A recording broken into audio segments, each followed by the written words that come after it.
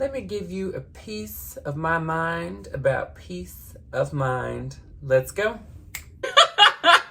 Hey Taylor-tots, welcome back to Justice is Served. So I wanted to take today to kind of do, I guess, a little spotlight on how do you relax? What do you do to decompress? How do you find your Zen? How do you do all of your, one second, there we go.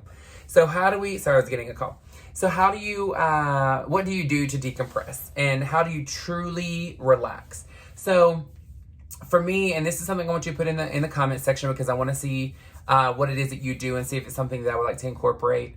I know for myself, if I am working, I will take time here and there and put on music and just relax and just kind of jam out and just change the mood. If I am getting off work, a lot of times I have a project that I'm working on, like Ryan selling an outfit or playing a video game with friends, or even just relaxing. I even do this for therapy as well, just to relax and just really decompress and just get out my thoughts pretty much. There's not really much more to say about it as far as this part of it, as far as filming and things like that, because, you know, a lot of you are very aware that I like to decompress with you at the end of the day, and I think that a lot of you will do the same with me. But I will tell you, you know, if I'm off, my favorite thing to do is to go and lay on a float in the pool. I have 90s alternative music on. We're relaxing, we're chilling, just, you know, no care in the world. And just roast, girl, just roast. My hair is getting kind of long. I got to cut it tonight, so I'm looking a little crazy. Looking a little crazy, girl. But I want to know what it is that you do to decompress and just relax. And the reason why is because I feel that we put so many, every day is a 911. Let's just say that. It feels like every day is a 911. Every topic is a 911. And just because it's a 911 for you doesn't mean that it's a 911 for someone else. And with that being said, is really paying attention to understand, one, just because it's a 911 for you doesn't mean it's a 911 for someone else. That does not mean it's not an important topic. It just means that everybody's priorities are a little bit different. Not saying somebody's priorities are better than another person's, but sometimes it just takes a little bit of time to get to things. And I know for me, what helps is to write down priorities and see what is the most important and see what is going to be the most impactful, because there's certain things that really need to be done now, and there's some things that really are not that pressing.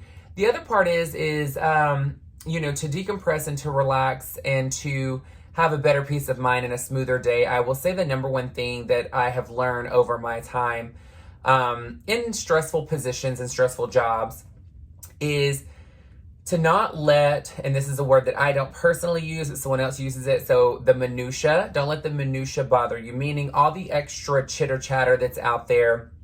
Don't let things that really aren't affecting you and what you're doing in your situation, don't let it bother you. Don't let it interfere with your work. And, you know, I know when I used to work at a counter many years ago, I would get sidetracked about so many different things I needed to do, and this person's doing this and I got to do that and blah, blah, blah, like, you know, or somebody stole a sale or whatever it may be. And to be honest with you, I'm like, if it doesn't physically have you holding my hand and stopping me from applying makeup on a client and having fun with my client, then it really didn't matter. So I've learned a lot over time in the process of just really understanding that some things really aren't that big of a deal. And that's why I say you can't have an amazing tomorrow until you fix your mindset today. Because technically, in that situation, how much is that situation really affecting you, and how much is it really stopping you from doing something? Now, of course, if it's just because you're scared of doing something, or it's making you nervous about it, or something along those lines, that's a mental thing, girl. Let's get past it. Let's move on. And sometimes it's making you self-aware not to do something. But at the same time, when it comes to just day-to-day, in and out, you know, whatever it may be, how serious is the topic that really is being presented that we're getting so frustrated about? And for myself, even like this morning, like we ordered Starbucks because I was, you know, doing my hours and approving stuff and, you know, had conference calls and all this other stuff going on.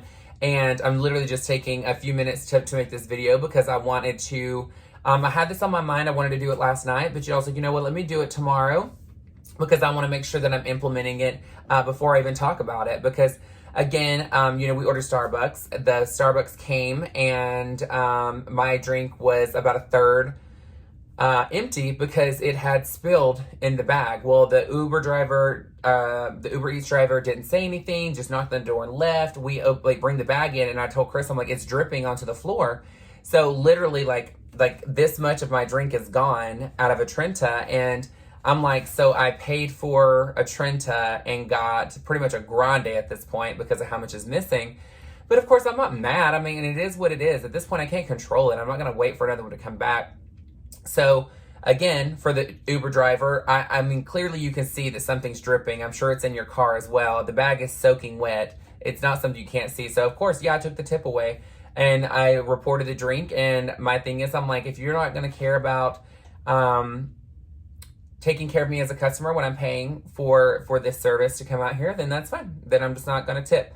It is what it is. I mean, it's hateful to have to be that way, but you know, I'm not going to get mad. I'm just going to get my money back and be done with it and move on about my day, drink what's left of my coffee. But, you know, even with situations that get frustrating, sometimes the frustrating situations that everybody is making a topic coming at you, a 911 topic for them. And they make it seem like it's a 911 for you to drop everything and answer it.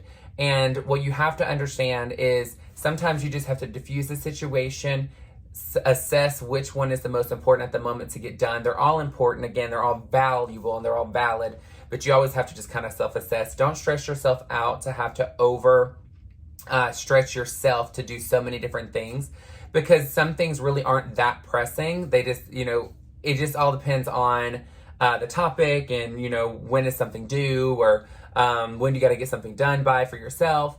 And again, just be realistic and have realistic expectations. You know, you've been in those situations where you need something now and you've had to ask and you get frustrated because they're not moving quick enough. So just remember those things. But again, remember those things when it's also you asking for something going forward, because you know what? Sometimes it really isn't that deep or that urgent. So don't put so much of an emphasis on, oh my gosh, I need for you to do this now, or this needs to be a hurry or whatever it may be.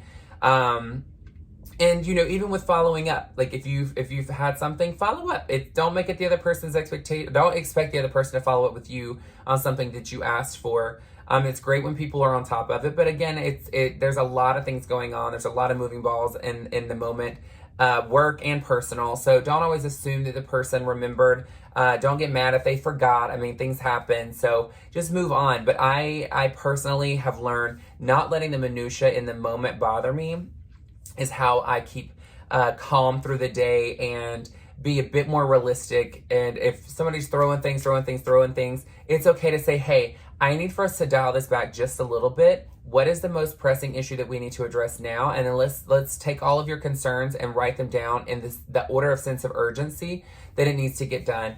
Because I will tell you, this also works when it becomes, when you're a manager and you get to start your day. You write down everything that needs to be done, and then you start prioritizing what really does need to be done, most important for a time frame now, and then dwindling it down of what can take a little bit more time to get it done, a little bit more flexibility. It will help you make sure that your priorities are straight, because you need to prioritize what is most important. And sometimes what you feel like is most important, once you write it down with everything that needs to get done, maybe that topic really isn't the most pressing. It's something else in there. So it helps you just really facilitate your day, the path of your day. And again, I mean, it's just about finding something that you love to do. I love coming on here every single night. It's a way that I decompress. I've had people say, how in the world do you film every single day? And it's something that gives me passion. It gives me something to take my mind off of anything stressful and just have fun. Sometimes it's an opportunity for me to complain about something stressful. Let's get real. But most of the time, it's an opportunity for me and a platform for me to just say what I need to say. Sometimes it's for me to even hear how ridiculous I sound about being frustrated about something that's really not that deep. And by the end of the video, I've self-assessed, girl, and reassessed. So I want to know in the comment section, what do you do to keep your zen?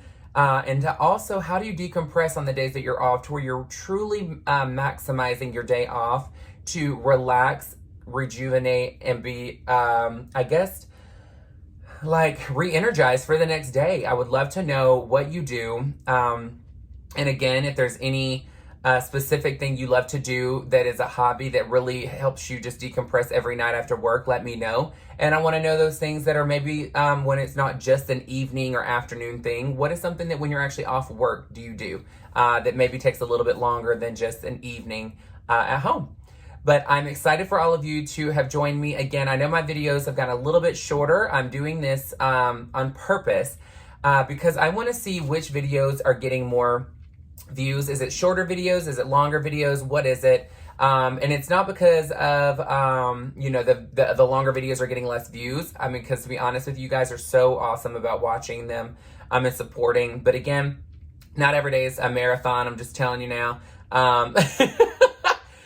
So, I mean, it's not every day's a sprint, it's a marathon. And, you know, the thing is we're here for the long haul. So, girl, I'm never going to run out of things to talk about. So we ain't got to worry about that part, girl. But, again, thank you all for joining me every single day at 5 p.m. Central Standard Time. Make sure you like, share, and subscribe. Hit that bell. And I cannot wait to see what it is that you put in the comments that are your fabulous days of decompressing. What are your afternoon go-tos to really take a breath? And then when you're off, what are those things that get you truly rejuvenated and re-energized for the next day? All right, guys, I love you so much. I cannot wait to read the comments. Don't forget, like, share, and subscribe. If you absolutely love this video, there is a heart with a $sign on it. That is called a super thanks. You're more than welcome to use that to give a girl a tip. But I love you so much. Have an amazing afternoon. And you Taylor-tots better make sure that justice is always served, girl. Bye, guys. Mwah.